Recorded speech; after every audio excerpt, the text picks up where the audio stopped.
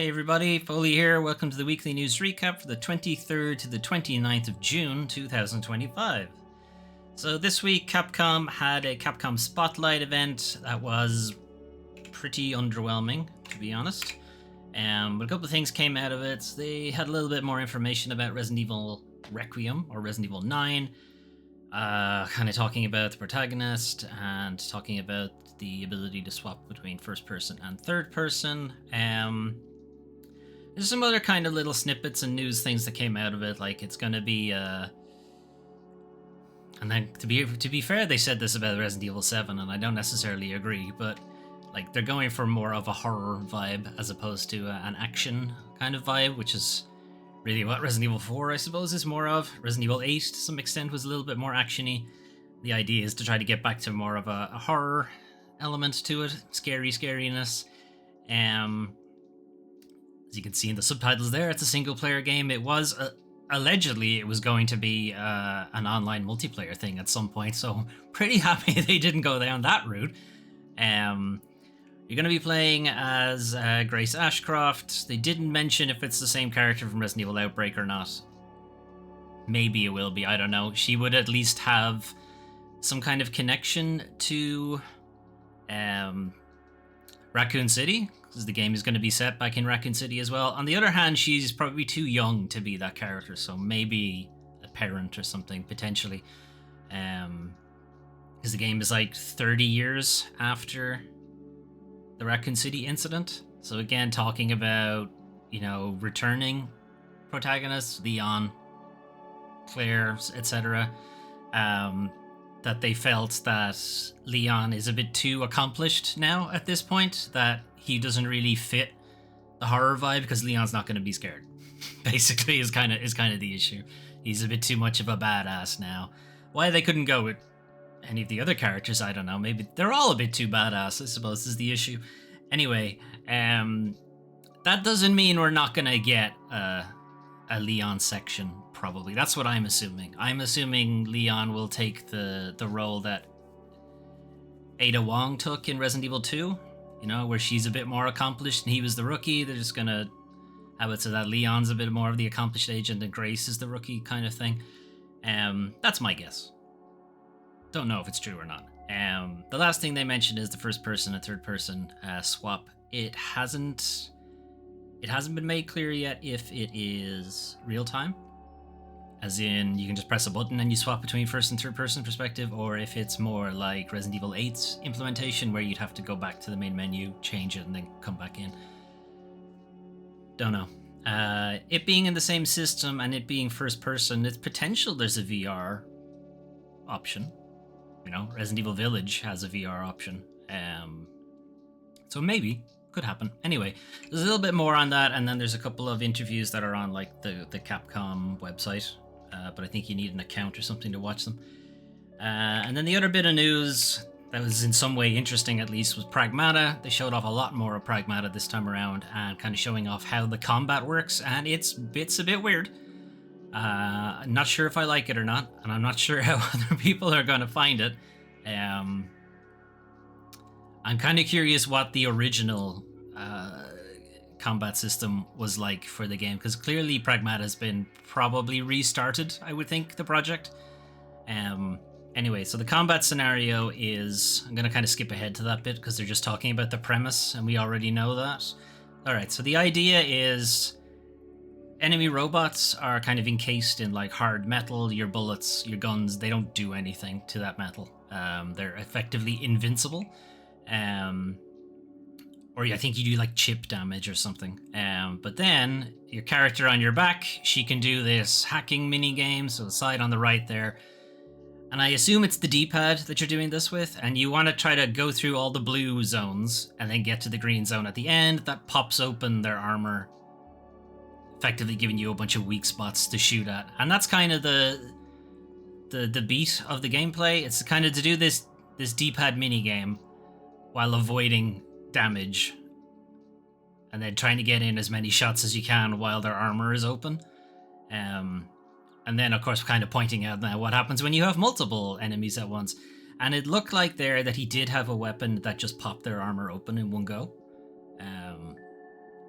so it doesn't seem like you'll necessarily have to rely on the hacking.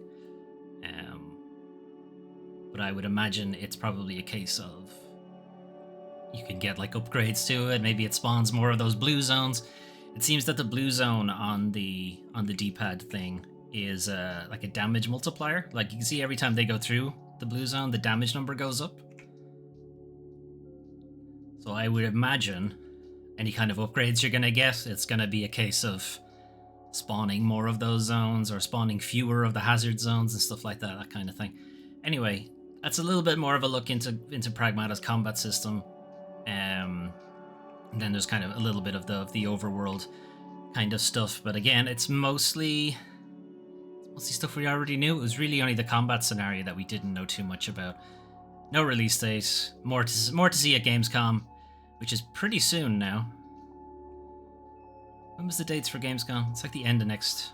Oh, it's the end of next month. Okay, it's August. I thought it was August. All right, I just wasn't sure when in August.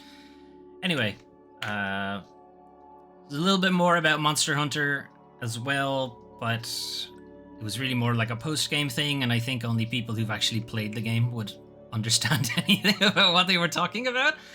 And then something about Street Fighter 6. Again, it's like new content and stuff. There's nothing major.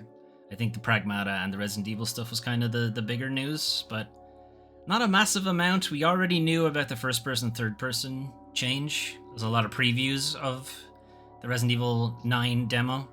I'd kind of mentioned it already. The Pragmata's combat scenario, or the combat system that they're working with, that was new. I don't think anybody had leaked that up until now. Anyway, updates outside of that. Little Nightmares had a kind of mini showcase thing, which is, I guess, a little showcase, if you will. Kind of showing off this new area. It's a bit of a carnival thing for Little Nightmares 3. They're showing off a couple of the areas of the game now, and a release date, which is the 10th of October. They also mentioned that the original Little Nightmares is getting an enhanced edition, just pushing the graphical fidelity up. And I don't think there's much different about the enhanced edition. I think there are like a couple of accessibility improvements, but otherwise it's mostly a graphical update. And then a very small little bit of information is that there will be a Little Nightmares VR thing, but it's not clear if it's like a VR version of one of the games, or if it's its own standalone thing, or if it's even a game in some way, or if it's like a mode in Little Nightmares 3 or what have you. I guess we'll see. Hellblade 2 also now has a release date. It's the enhanced edition for PS5 and like a couple of other graphical updates kind of things. I'm just going to skip to the release date, really, because the game is quite old at this point. So 12th of August, out soon enough, so that'll be coming to PlayStation as well. I think if you already own it on Xbox and Steam, the enhanced update is, I think it's free. I'm not sure, to be honest. Sony remembered the PSVR 2. Somebody must have like reminded them that, hey, we have this other thing that we're not doing anything with. So they decided to put out a blog post with a couple of games coming to PSVR 2 soon enough. So this is Dreams of Another from Pixel Junk. We have seen this before, but we've seen it from a third-person perspective for most of the point, or most of the stuff we've seen from the game. And it's kind of like, it's kind of hard to explain what the game is. It's kind of like Untitled Swan, or not Untitled Swan, Unfinished Swan. In that you kind of form the environment by shooting at it. And like in Unfinished Swan, it was a case of you firing paint into the environment to sort of draw it out. And in this game, you're just shooting the environment to kind of give it definition. It being like, anyway, we've seen a bit of Dreams of Another before. This is just saying that yes, there's a VR version of it as well. Again, not clear if this is standalone. Is it a mode that's part of the original game or what have you? We don't know yet. There's another VR game that I thought looked kind of interesting, which is Hotel Infinity. This is from the Manifold Garden developers. You may remember Manifold Garden is sort of an MC Escher puzzle, first-person puzzle game. It's pretty trippy. This one is similarly kind of trippy, but from like a first-person perspective. But it's a VR title as well. And I guess the idea is that it's a series of like mind-bending puzzles and what have you. Set in a hotel to give you like some idea of normalcy, unlike Manifold Garden, which is very much abstract from the beginning. At least in this case, you can say, I mean, it's a hotel. Some things are expected, and then some things maybe not so much. I think in this case, like he has to create a button or something to be able to use the elevator or something like that. Yeah, it's a bit weird, but it's an interesting enough concept. The question of how much, how long is the game gonna be? There were two other VR games shown off that I honestly wasn't that interested in. One of them was a kind of tactics game played from isometric view that I think is already a game anyway. And there's a VR version of it where you can like get in close and look at the models and pick them up and stuff. And like that is cool, but I'm not really interested in the mech tactics kind of thing, so meh. But and the fourth game feels a lot more like it's an experiential thing rather than a game. It's Meteora. It's not a Linkin Park thing. It's a I don't know. It's kind of like Tetris Effect, I suppose, but without an actual game. Or it doesn't seem like it has a game to it. Anyway, moving on. Well, there were three other games here that were announced during the week. So this first one is Ambrosia Sky. The kind of gist of Ambrosia Sky, it's kind of like one of those kind of cleanup games that you've probably seen a few of now, like Power Wash Simulator, Crime Scene Cleaner, those kind of things where you're, just cleaning up the environment kind of thing. And Ambrosia Sky is something's gone wrong at this space station. You've been dispatched to kind of figure out what has happened, and then you're also there to nullify this kind of mushroom weird growth stuff that's going about the place. So it's a bit like partially a cleanup game and then partially a bit of like a narrative walking simulator kind of thing. And I kind of like both of those genres. So combining the two of them, sure. I don't know what it is about cleaning games, but I did there's a few of them now that I've played and enjoyed, and I don't know what the deal of it is. Anyway, that's Ambrosia Sky. It's a wishlist now. We don't know when it's actually going to be coming out anytime soon. Second game, Paracoda. It's got a pretty short trailer. It very much has a Disco Elysium vibe to it. So this is like the fifth Disco Elysium-esque game that's in development now. We don't really know much about it, but it's got that vibe to it. It's got sad man doing sad things and trying to make up for being a sad man, which is very Disco Elysium. Anyway, is it another one? Sure, but until one of them comes out and we can kind of see, what any of those games are actually like, we're going to have to just watch trailers. Anyway, those seem to be a crime scene situation again, which is, again, very Disco Elysium. Anyway, Paracoda, and then the last one was Chains of Lucamoria. Almost certainly said that wrong. But this is kind of like Slavic folklore circa World War One, but it's like a fantasy World War, what have you. Somebody summoned demons and opened the void beyond or something like that. And you are playing some Scottish guy who doesn't know anything about Slavic folklore, so you work as a pretty good audience cipher. But you've got things like Baba Yaga, you've got the Leshy, you've got the Matryoshka dolls and stuff like that are all... I keep saying Slavic because I don't know the exact country where they come from, but yeah, Eastern European folklore, effectively. But also World War One, so you've got shit weapons, basically, while dealing with all of these creatures. And QuickTime events in the year of our Lord 2025. It does seem like it has some kind of partner mechanic. You've got this bird person who's hanging out with you. Creepy Matryoshka dolls, but she seems to be able to bring you back to life kind of thing. So some kind of partner mechanic, little bit of a God of War with Atreus thing situation potentially. This cat's pretty creepy. Anyway, Leshy is also pretty creepy for other reasons. Anyway, that's Chains of Lucas something. Luke O'Morier. I don't know how you're meant to pronounce it, but that's how I'm going to pronounce it. Anyway, that's another wish list. Don't know when it's coming out. Okay, last thing on their update side of things. Sable is the free game on the Epic Games Store this week.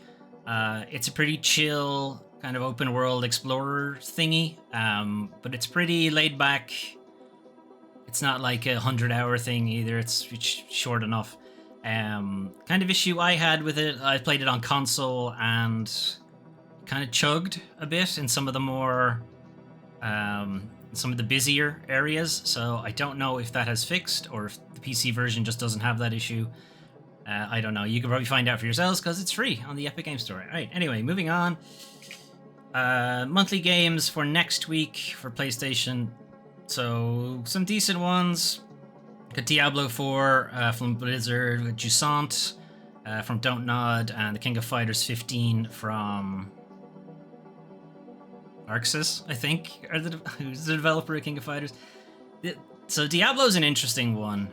Obviously, when Microsoft bought Activision, they also bought Blizzard, so this is technically, an exclusive first-party Xbox game.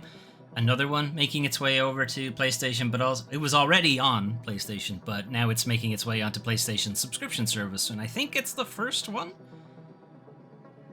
Definitely the first one from the Activision Blizzard house, I think. Maybe some of the Call of Duties have made it their way over, but I think that was probably in contract before Microsoft acquired them. What is interesting is that now is typically the time that the Call of Duty games would be added.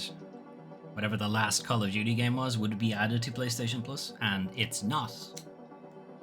Which was something that was brought up by the FTC and a couple of antitrust groups from Europe saying that Microsoft Xbox would effectively have a monopoly on Call of Duty.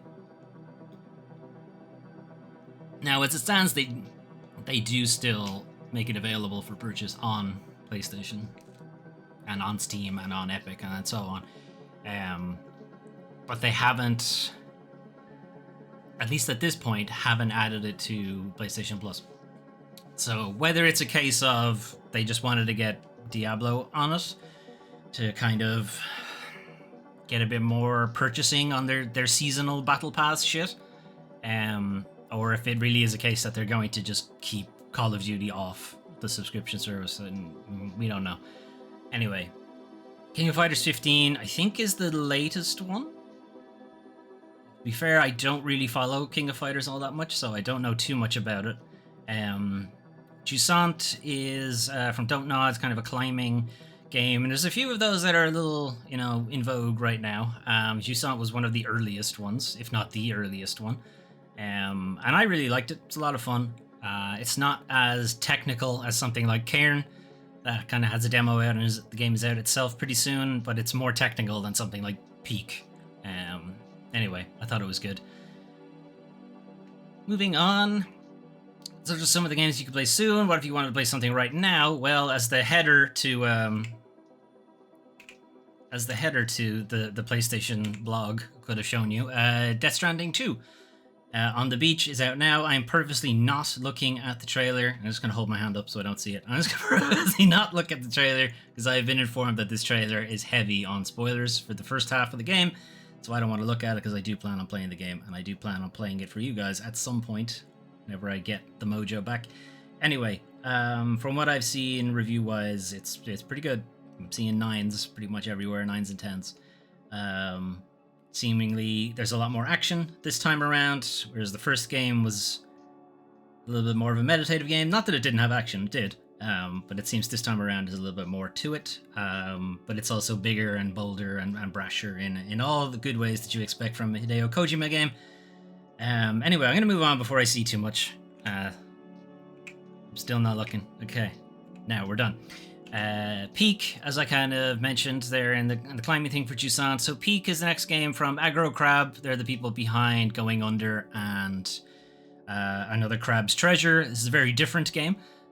This is kind of a cooperative climbing game effectively, and is doing pretty well over on Steam, and a lot of people streaming it at the moment and so on. And it does look like it's a lot of fun. A lot of clips that I've seen from it are very silly and very dumb, and I think its kind of aesthetic really helps. Kind of things like the characters are very like cartoonish. Their animations are very silly. Like when they like pass out from lack of stamina, they just like kind of fall backwards and this kind of stuff. It is very dumb, and I think that's part of the charm. It's been kind of interesting to see these kind of co-op games move from what had been for a long time kind of like horror stuff, but then also like trying to go for more of a realism thing to it, and now you are seeing a lot more co-op games being just silly, kind of just silly stuff. I don't know if that's just the case of me being more me just seeing more of them, or if it's the case that it's a genuine like change in approach that some developers are taking. But I'm all for it because it does make the game more appealing, I think, to more people. All right, anyway, that's Peak. Ruffy and the Riverside is kind of a throwback platformer game. Kind of cool mechanic that the game does have, though, is that you are able to kind of copy and like capture textures, and then like throw them onto like other objects. So you can like grab, I don't know, the water texture and throw it onto something else, throw it onto like fire to like put out the fire and stuff like that. I'm doing a terrible job of explaining how it works, but anyway, it's like a throwback platformer. It's, from what I've been able to tell, it's a lot of fun. All right, so like there, he like picked up an ice texture and threw it onto the water to turn it into ice. You can pick up this vine texture, throw that on the water, turn it into a vine wall. You can climb it. There's a lot of that. There's a lot of those kind of interactions, and not all of them are helpful. Sometimes they are detrimental. But they're, it's an interesting gimmick. It's an interesting mechanic. Okay, I'm going to turn the entire sea into lava. You probably should have checked with the fish first, but that's fine. Don't worry about it. Anyway, Rufy and the Riverside. It looks pretty fun. Antro I kind of saw earlier, and then I kind of haven't really checked in on it in a while, but it's kind of like a side-scrolling kind of rhythm action game.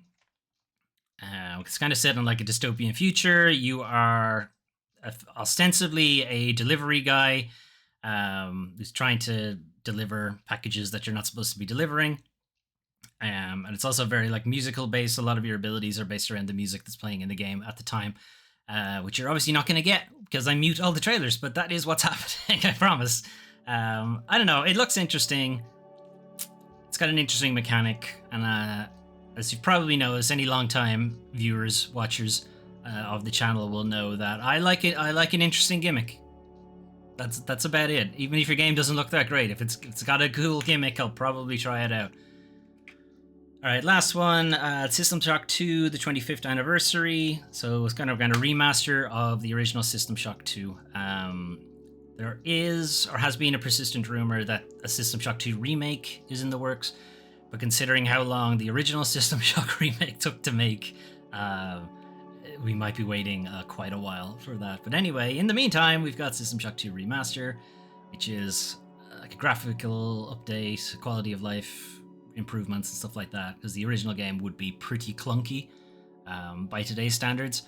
System Shock 2 is, I think, also when Ken Levine started joining the Shock series, so Bioshock would have followed on from here and so on.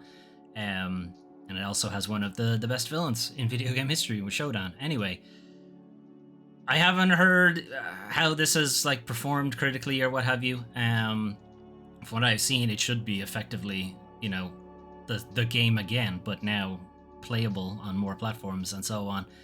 And Night Dive do a good job doing remasters, so I would imagine it's going to be pretty good. Anyway, we still have to get back to playing the System Shock remake. I know. I've been waiting for a couple of patches on PlayStation because I don't know, the controls are a bit weird on PlayStation. On the other hand, I do have a PC that can actually handle it now, so we might swap and just play it on PC instead. as that was the main platform for development in the first place, so the controls should work fine there. I don't know, I'm thinking about it. Unfortunately, though, it is now time to talk about the worst part of video games, the video game industry. So, former Hytale dev claims internal mismanagement at Hypixel stole the opportunity for Hytale to flourish. So, this is coming from news earlier this week that Hypixel Studios is effectively closing down, and therefore Hytale, their game, has been cancelled. Hytale was kind of a Minecraft survival platformer kind of type thing. It did look pretty interesting, but it's been in development for a long time. It's like 10 years now or something like that, and I think a lot of people had somewhat forgotten about the game. It was backed by Riot at one point, but news earlier this week was effectively that it is being cancelled and most of the studio is being laid off. So this former developer, kind of came out a couple of days later to sort of talk about why this was happening, and it seemed more of like a airing the dirty laundry so much. Anyway, so development for more than a decade. They revealed that it's going to be canned June 23rd, which was like 2 days earlier. Also revealing that the studio will be closing down in a couple of months' time. A lot of the staff have already been laid off. Anyway, the game's release had been pushed back a number of times since 2020, so it's been delayed quite a while as well. Anyway, former security and IT lead at Hypixel kind of came out against management to say that like it's management's fault that the game isn't being released and so on. Alleged friction amongst its leadership was to blame for Hytale's fate. Hytale, what could possibly go wrong when you hire new leadership that thinks the original team is incompetent? Oh, the whole project ends up going in circles until it dies. The community should be angry at the mismanagement that stole the opportunity for Hytale to flourish. Now, again, this is one developer speaking about it. We know if there's both sides to this story or what have you, but you know, this is their position on it. Anyway, former developer went on to paint a positive picture of publisher Riot that said that the issues were all internal to Hytale's leadership. So we're not saying that Riot were the bad guys here, which you might expect. It's like the big money publisher comes in and it sees things aren't going the way they're supposed to be going, so they shit can the game. That's not what happened here. Riot, in fact, kind of wanted the game to keep going, but it was felt that management were just so at odds with developing team that it just wasn't going to go anywhere. So from the original post, there was acknowledgement that the game was deep in a cycle of feature creep by the time Riot opted to pull funding. So yes, Riot did eventually opt to pull funding, but again, it does seem like management was the problem, in that they wouldn't commit to a final game or a final selection of features, and they kept wanting to add extra things and change things. And there's even a point, I think like 2 years ago or something, where they changed engines, which is a fucking terrible thing to do that deep in development, but okay. But yeah, feature creep is definitely the problem here, and management not doing their job of managing things. Anyway, asked whether there was ever a version of Hytale that was actually playable. I think so. Some of the best moments for me and the team was us playtesting and running tournaments internally on that engine. It was fun and had tons of potential. The team that had the original vision and values have all left or been let go yesterday.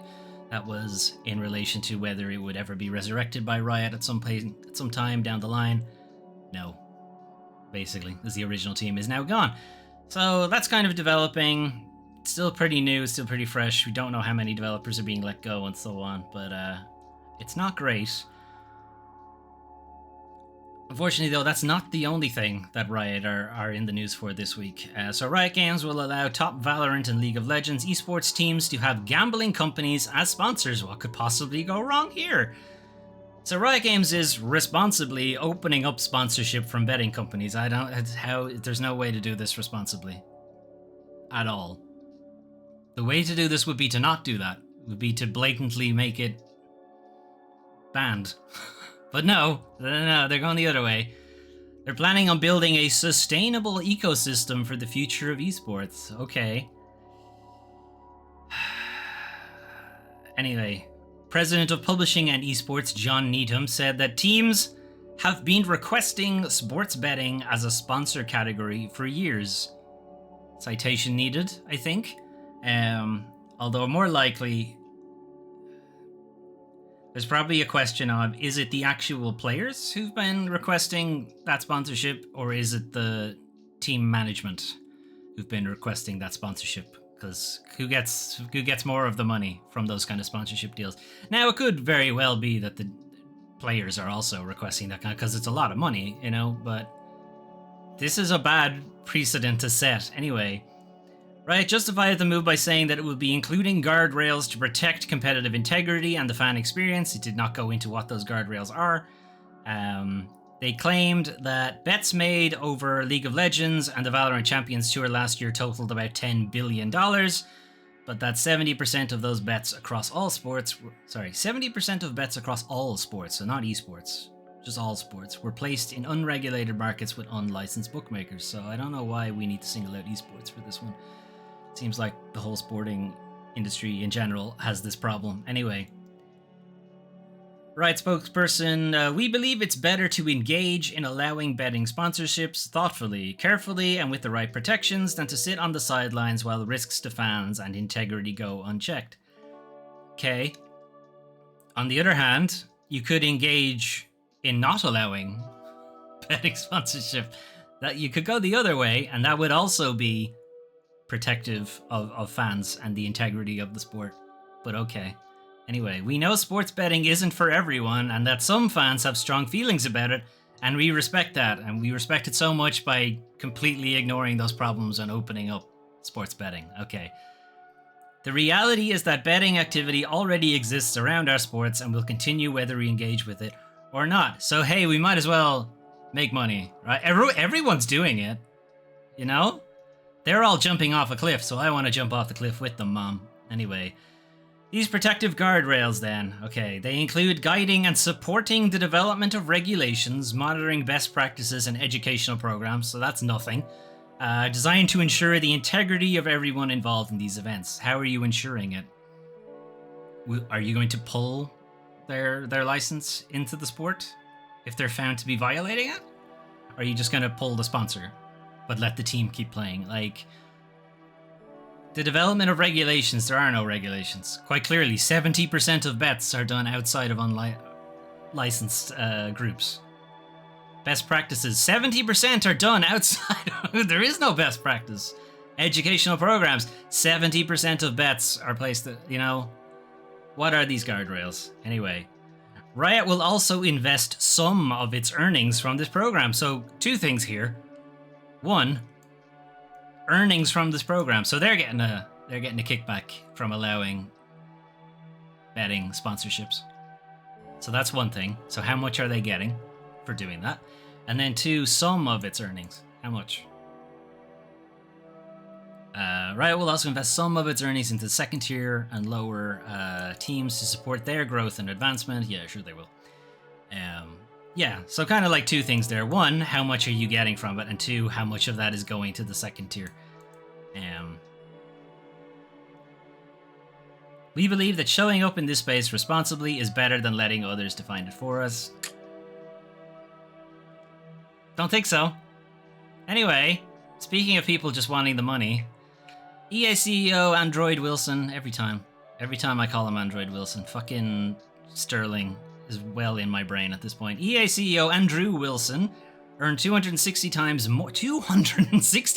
more than the company's median worker last year. Now, the median worker is also doing some heavy lifting here as well. But anyway, you didn't keep my highlights, you bollockses. All right, anyway, we're gonna have to look into this. So, EA CEO Andrew Wilson earned just over $30 million last year. That includes a base salary of basically nothing, and then stock awards of pretty much the rest of it, and then a couple of, like, whatever a non-equity incentive plan is, and then compensation for his personal security, because we can't get him Luigi'd. Anyway, this figure makes Wilson the highest earner in the company's executive team by quite a margin. It's a fairly substantial margin. He's like 20 million more than the next person. It also confirms Wilson netted a fairly substantial compensation increase, because he was 25 million last year. So what did EA do so well between 2024 and 2025 that their CEO should earn an extra $5 million. They put out another Apex season? I don't know, because I can't think of anything they did particularly great. Anyway, how does Wilson's compensation package compare to the rest of EA workers?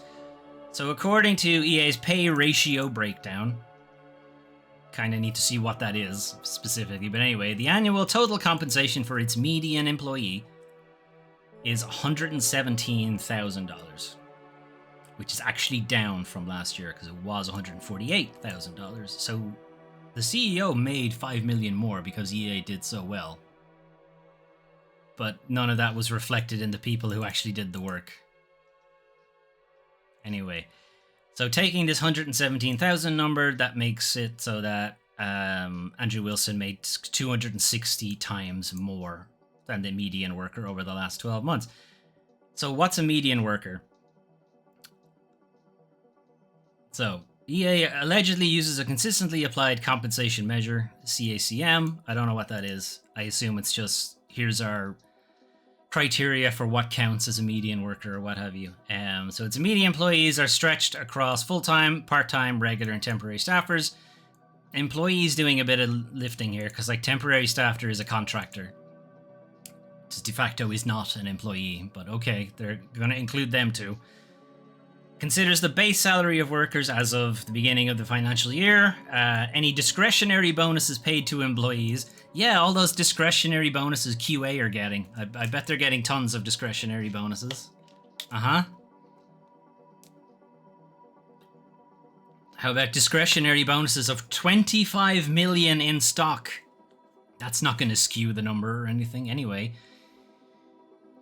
And exchange rates, but that's not really going to make much of a difference anyway.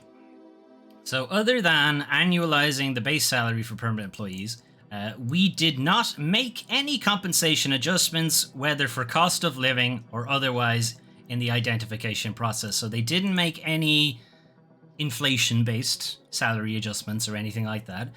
So Andrew Wilson didn't get an extra 5 million because inflation. He got it for,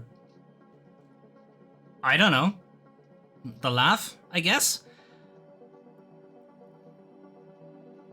It noted that its definition of median employee has remained consistent since 2023. That's not very long. That's not very long at all. What was it before that? I'd love to know. Anyway, all of the executives listed by EA received compensation increases of varying degrees. Notably, the median, remember? The median went down nearly 50 grand. But all of the executives, their money went up. Cool. Anyway, we have the full list here. It's worth remembering that EA kicked off the current financial year by cancelling multiple projects and laying off hundreds of employees, so that's good stuff. But they made enough room for Andrew Wilson to get an extra 5 million. And he's gotten an extra 5 million for the last 2 years. You can see there, 2023, 20 million, 2024, 25 million, 2025, 30 million. Then the next guy down, the chief financial officer, is the next highest paid, and it's not even close. Like, it's almost 10 million. Now, that's too much, but why is there such a massive difference between the two of them? Actually, sorry, he's not the next most highest paid. The next most highest paid is Laura Miele. Miele? EA Entertainment Central Development at 12 million. But even then, that's still a huge difference between the CEO and the president. Like, what is that? Anyway, what I wanted to talk about, though, was the median employee, because this number is bullshit. And that number is bullshit because of these numbers. These are going to be, like, massive outliers, and they're going to skew the median way up. You know, you would really need to see the numbers with all of them taken out, and that's the real median employee, which is going to be way less. Way, way less. But we won't know because they won't release those kind of numbers. They won't release the breakdown of, like, what's like a senior QA dev paid. You know, they're not going to release those numbers. Anyway. But yeah, EA apparently did so well last year that they felt like awarding the CEO an extra $5 million. What did EA do last year? Other than cancel games. Like EA, the formerly the FIFA game is actually doing worse than it used to do. But that somehow that means award him more money. It's also like important that people may not be aware of the kind of fuckery that uber rich people go through, but there's a reason his salary is so low comparatively. Now that's like, I mean, that's a great salary. I'd love that kind of salary, but comparatively to like the full compensation, it's quite low. And the reason it's quite low, if you aren't aware, and I'm sure a lot of you are, but I'll go through it anyway. This is the number he's taxed on. So that's why they want to keep that number low. They want to keep that number low because that's the one he'll have to pay tax on. But for some reason, he is not taxed on this one. For, I don't know, for fun reasons, I guess. Who knows? The annoying part, though, is that even though he is taxed on this, now we don't know if Andrew Wilson is actually doing this. I'm kind of basing this more on the generalized ultra-rich shithead. It's possible he's not pulling this fuckery, but I imagine he is. Anyway, that's what, like, income tax, because that's his income, technically. And this is an award. No, that's not his income. He was awarded this as a bonus, apparently. Anyway, this number can then be used for leverage, or what's the word? I can't think of the fucking word for it, but basically he can go to a bank and say, hey, I got this 25.7 million in stock and I'd like to take out a loan, and I'm going to use this as collateral. That's what it was. I can use this as collateral, even though it's unrealized, you know, fake money, because it doesn't count as money until you actually cash it out. So right now, these are just like casino chips, effectively. And the bank says, yeah, okay, for some reason. The bank is fine with doing it, even though it's unrealized money. And they give him a loan. So let's say he has a loan of like 10 million. He doesn't take out a loan for the whole thing, right? He has a loan at 10 million or what have you. When it comes time for him to be taxed, what the tax group will see is this was his salary, and then he also has a loan out for $10 million. So he has negative income because the $10 million is considered a debt. So it's going to be 10 million minus his 1.3 million. Right? So 8.7 million in debt. So he has nothing to tax. He has negative money, apparently, even though he still has this, which was okay for collateral for the bank, but not for the tax man. Does that seem okay? I don't think that seems okay. I feel like if you're able to use this as leverage collateral in the bank, then it should also be taxable for the same reason. Anyway, I don't know enough about finance to get into the weeds on that one, but that seems like if someone wants to steer me on that one. But anyway, moving on. All right, so games preservation news. It's bad again, because we all know it's bad, right? Anyway, Netflix is delisting 22 games from its mobile library next month, including Hades and Death's Door, which are arguably probably their best games in their current catalog. Anyway, Netflix is removing over 20 games from its mobile library. It's going to be 22. These games, up until now, required a Netflix subscription to play, and a sizable chunk of them were the only way to play it on mobile devices. So whether we're going to see at some stage down the line that there'll be an actual App Store, Play Store release for these games, or if they're just not playable on mobile anymore because Netflix decided to delist them. We don't know. Anyway, July 15th is allegedly when all of the games will be gone, but by Tuesday, Hades will already be gone. So that's the list of their games. I've kind of highlighted some of the better ones. Death's Door is a really good kind of Zelda-like. Hades is an amazing roguelike game. Katana Zero is a really good kind of twitchy side-scrolling combat thing. Monument Valley 1, 2, and 3. Monument Valley 3 only came out like really recently, but they're really good puzzle games. And The Case of the Golden Idol, Rise of the Golden Idol are also both really good deductive puzzle games. So we've played The Case of the Golden Idol on the channel. If you want to check it out, there's a video somewhere. Anyway, this constitutes roughly 20% of its library disappearing. So there are 114 games, and by middle of July, there'll be less than that. If you want to get into the weeds, it's 19 point something percent. Anyway, this isn't the first time the games have been delisted from Netflix's store, but, you know, it's kind of a questionable because these are some of like their bigger games. Like some of the other games that they have delisted just weren't performing well anyway. But potentially like Hades isn't performing well. I don't know. I would doubt it heavily. I don't even know like how much does Netflix actually advertise the fact that it has games available as well. Like I don't think it does a particularly great job of it.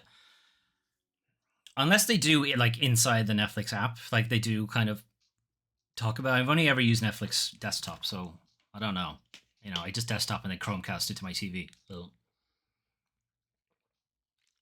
I don't know what kind of advertising they do around it to make it clear. But I don't see any when they talk about like their TV shows that are only on Netflix. You never hear them talk about the video games that you can access there. Anyway, this does call into question Netflix's long-term commitment to video games, and we have seen that they have been backing away from it for a while now. So late last year, they shut down their only AAA development studio. That was a departure of quite several high-profile talents. A few months after that, this was a few months after the company expressed optimism in its game division and then promptly shut down its AAA company. Then they cancelled plans to bring previously announced titles to the catalog, so things like Thirsty Suitors, Tales of the Shire, Don't Starve Together, they were not added to the catalog, even though there were plans to do so.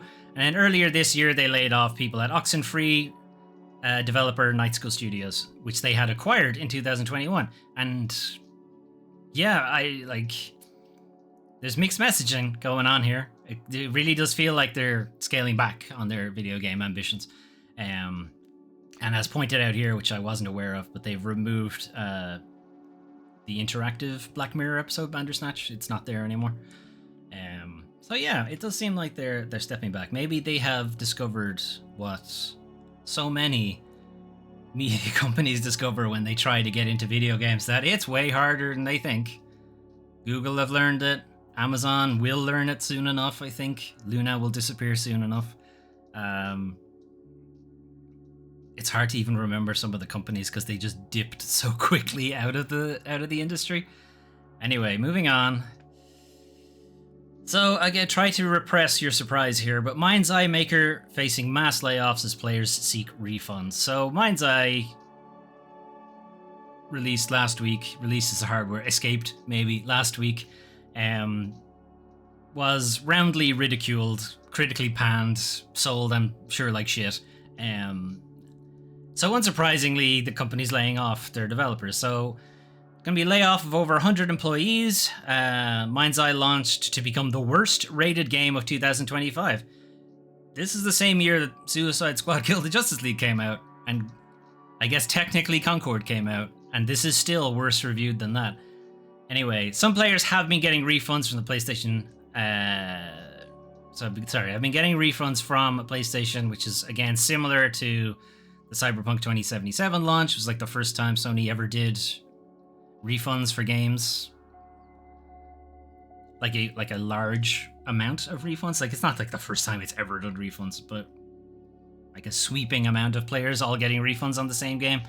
And it's sitting on mostly negative on Steam, which is pretty good. Anyway, so this is coming from IGN. The redundancy process has been initiated. So a redundancy process is required in the UK and in the vast majority of European countries. As opposed to the US, you can't just say lol, goodbye. There's a process required to get rid of people. And if you're getting rid of a lot of people, there's an even longer process. So the UK office has 300 people. Why the fuck do they have 300 people? We'll get into that in a second. Anyway, this requires a 45-day consultation process before people are fired when 100 or more layoffs are proposed within a 90-day period. So the fact that they are doing this process means there are more than 100 people being laid off of a 300-person studio. That's not good. Okay, they also have 200 developers working abroad. Again, why do they have so many people? That is a massive team size, and it certainly seems kind of ludicrously big for the kind of game Mind's Eye was, which is a pretty generic, basic third-person shooter with a very bland open world. And this is largely because it wasn't supposed to be, basically. So this is a massive team size, which is reflective of Build the Rocket Boy's ambition initially, which was a scalable gaming platform called Everywhere that would function like a metaverse unto itself. So you may recall trailers a few years ago for a platform called Everywhere that was meant to be a kind of build your own game thing. So a bit like Roblox, a little bit like some of Fortnite's Create Suite and stuff like that. And Mind's Eye was meant to be like an example of what you could build with those tools. And even like very recently, it pivoted to just be the main product itself. And like the Everywhere logo is still there, but they don't really talk about it as its own platform. It seems to be more like it's the Mind's Eye platform more than anything else. And I don't know where the weird pivot came from, but that is the reason why the team is so big. It's because they were effectively building an entire creation suite. Now, I'd still argue that's probably still too big, but it at least explains where some of the size comes from. Because a 500-person team for Mind's Eye is ridiculous. Absolutely, like, incredible bloat. But a 500-person team for its own bespoke game creation software suite thing, sure, maybe. It's still probably a bit too much, but I could see it happening. Anyway, last couple of things, some kind of stupid shit happening in the community. So, reset the timer. War Thunder player once again leaks classified military documents to win an argument. Now, technically, they weren't classified. It's semantics in some ways. Anyway, once again, unofficial information from the world's militaries has fueled the power of pedantry, right? So, back in the middle of 2021, a tank commander posted classified documents for the Challenger 2 tank in order to win an argument on the forum. And now somebody has done something similar, but this time it is for the... I love this great Simpsons joke he manages to get in here. Anyway, prior to the United States Air Force, the British made Harrier jump jet. So somebody has posted the manual for the bunch of numbers, Harrier airplanes. The manual is not approved for public release, so technically it is a restricted document, not a classified document. So again, more pedantry, but it's technically not a classified military document. It is a restricted military document. Regardless, it should not be in the public sphere. Anyway, this was spotted by the UK Defence Journal, and the UK Defence Journal is I think a non-profit. It kind of just looks into these kind of things to see like leaks of military documentation or what have you. And the leak happened, of course, for the same reason all of the leaks happen on War Thunder. A leak happened because some nerd wanted to win an argument. This is not the first time. It's been like 9 leaks at this point that is just War Thunder, and it's still people doing the same thing. It's like, no, the real machine, not the one that's in the game, but the actual tank or plane behaves this way and would win a fight against the other tank or what have you. And it's just, guys, what are you doing? They didn't include it here, but there is a very funny post from the community manager talking about, like, please stop publishing classified documents on our forums, as is very dumb. Anyway, last thing, more very dumb things. After a year after that PSN fiasco, Helldivers 2's long-anticipated review bomb cape is finally here. So you may recall, about a year ago-ish, Helldivers 2 launched on PC, huge critical commercial success, and was then review bombed into oblivion because Sony decided to mandate that everybody had to have a PSN account to play it. They eventually rode back on that, but not before it was like massively downvoted. Not downvoted, review bombed. Downvoted is Reddit. Review bombed on Steam to the point that it became like overwhelmingly negative. And then at one point there was a kind of post put out to kind of show off a review bomb cape that kind of has the the metrics of like the review score. You can see at one point it's almost all the way at the bottom, kind of thing. And that's like a mock-up of it, of what it's going to look like. And there was a joke at one point. Where is it?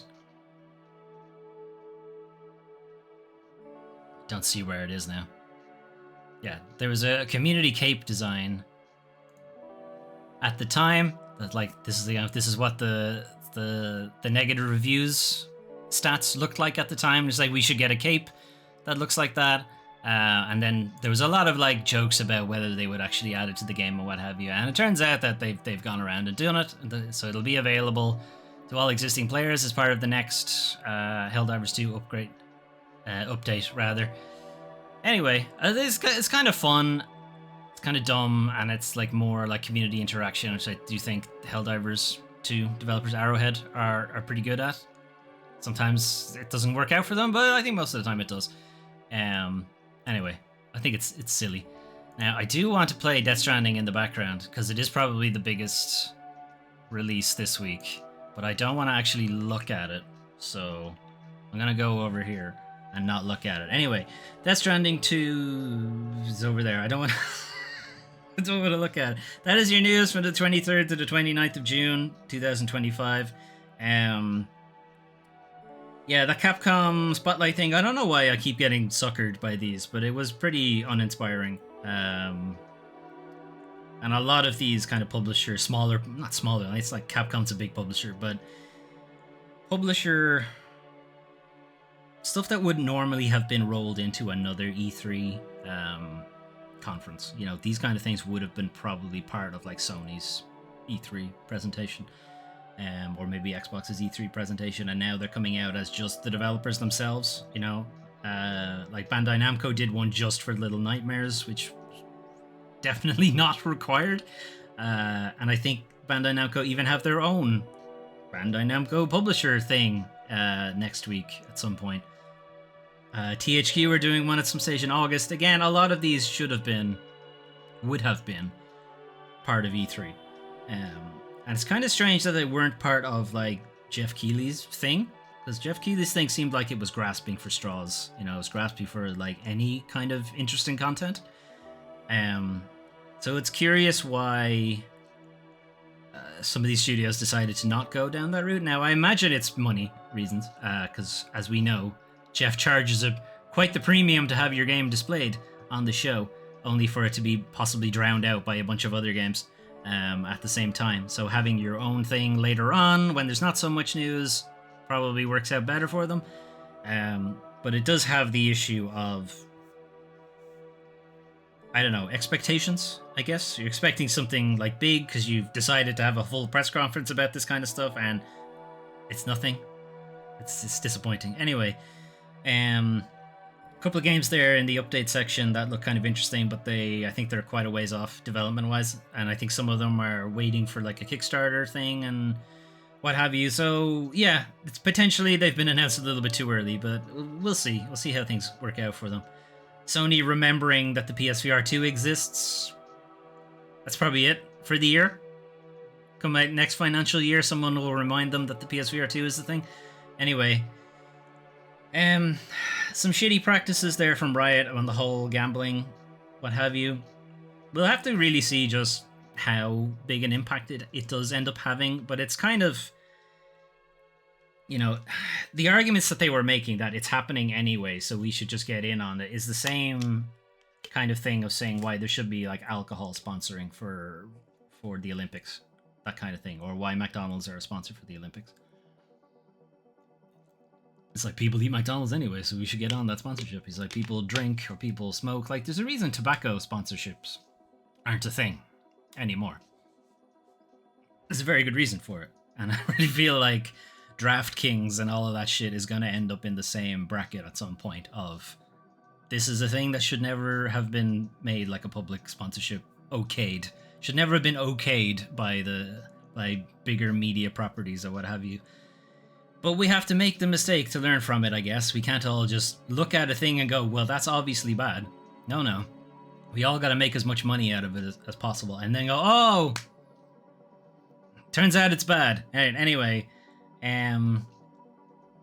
Mind's Eye layoffs aren't exactly surprising. It's not great, obviously, because it's going to impact a lot of developers who would have originally signed on to make like the everywhere thing, which seemed like an interesting idea, an interesting product, only to churn out a pretty shit, generic third-person shooter. Like that's gotta be disappointing in so many ways. Anyway, I don't remember what the other stories were.